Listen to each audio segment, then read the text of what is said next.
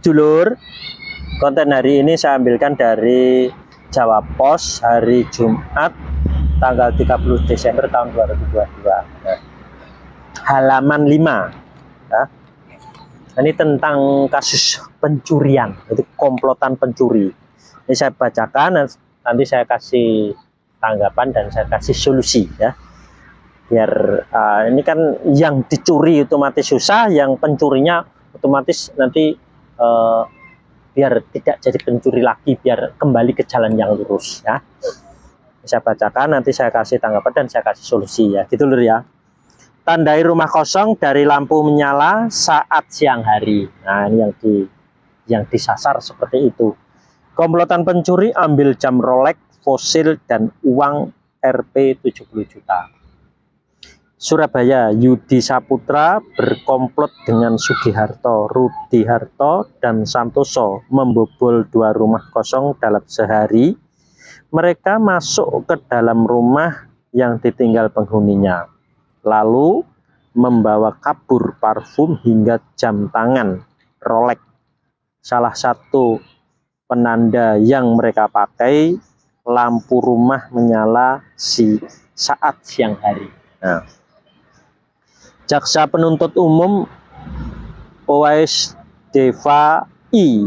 Homi dalam dakwanya menyatakan para terdakwa mencari rumah yang menjadi sasaran dengan mengendarai mobil pada Rabu tanggal 7 bulan 9. Plat nomor kendaraan tersebut diganti dengan yang palsu. Sekitar pukul 10, mereka melihat rumah di Jalan Sutorjo Tengah yang dihuni Bambang Purwoko dan Heni Safitri dalam keadaan kosong.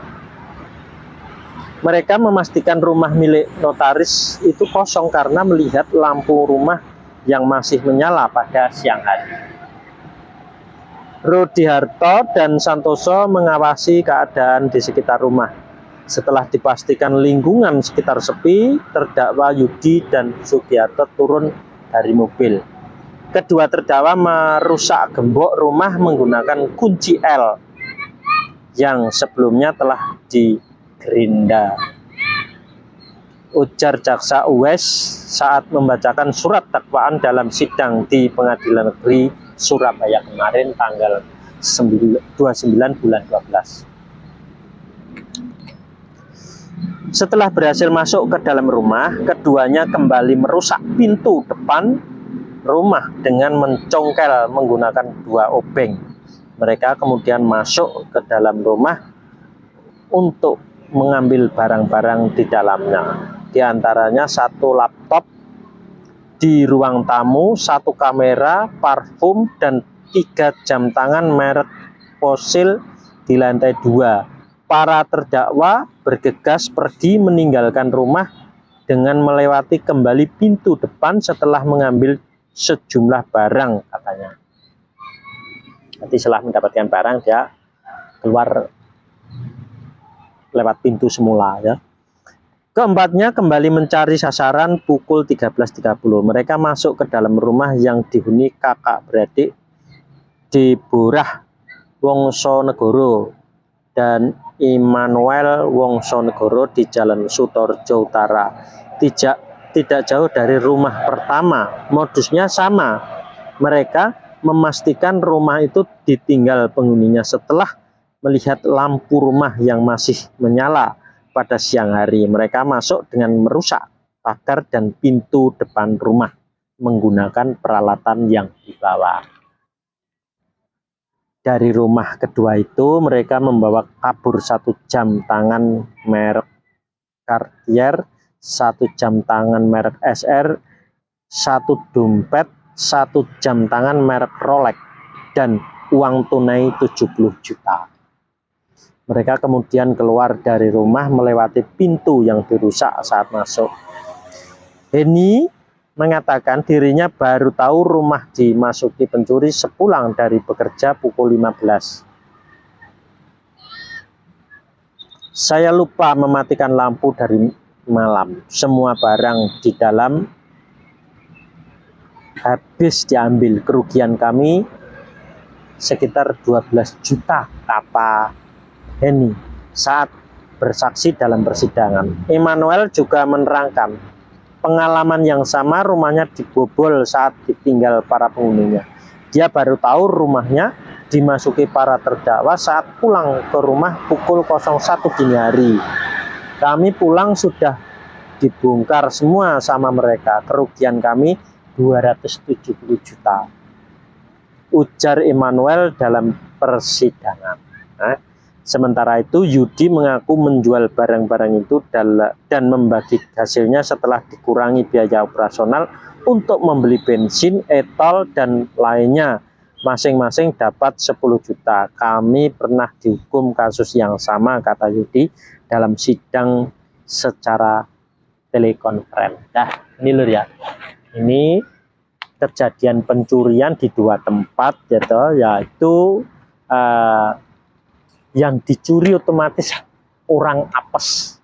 Nah, sedangkan yang mencuri pelakunya sama, yaitu orang yang berani itu melakukan, memaksa, itu bukan barang miliknya, ngambil, jadi diambil paksa. Nah, ini karena apa? Ini bagi pencurinya itu karena sudah dibentuk oleh orang tuanya.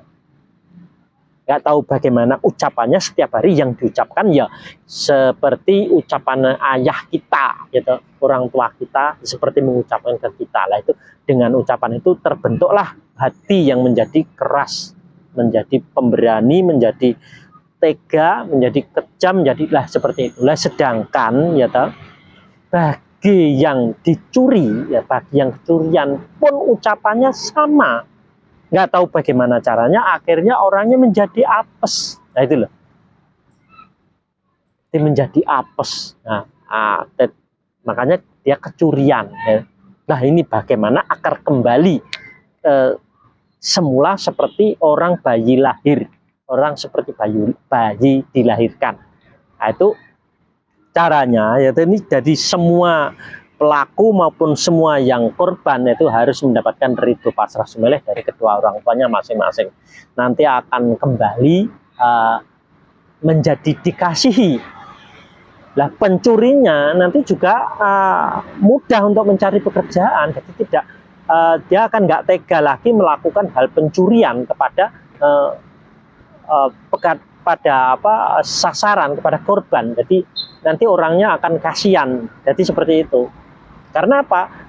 Kalau sudah mendapatkan ridho pasrah sumeleh dari orang tuanya, otomatis dia akan diambil oleh Yang Maha Kuasa, dipegang oleh Yang Maha Kuasa, otomatis nanti dituntun, dituntun ke jalan yang benar lah itu. Jadi nanti tidak apes, tidak, terus pokoknya semuanya akan kembali normal. Ya.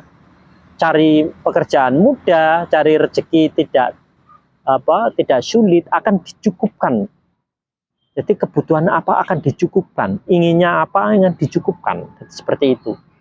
Jadi malah tidak ngerayah, gitu. Tidak memaksa orang lain dan tidak apes. Jadi seperti itu. Jadi mudah sekali. Jadi ini harus mendapatkan ridho pasrah sumeleh dari kedua orang tuanya masing-masing. Nah, seperti itulah. Nanti di akhir video ini ya, nanti saya kasih sambungan ya, video tentang cara meridhoinya. Nah, gitu lur ya.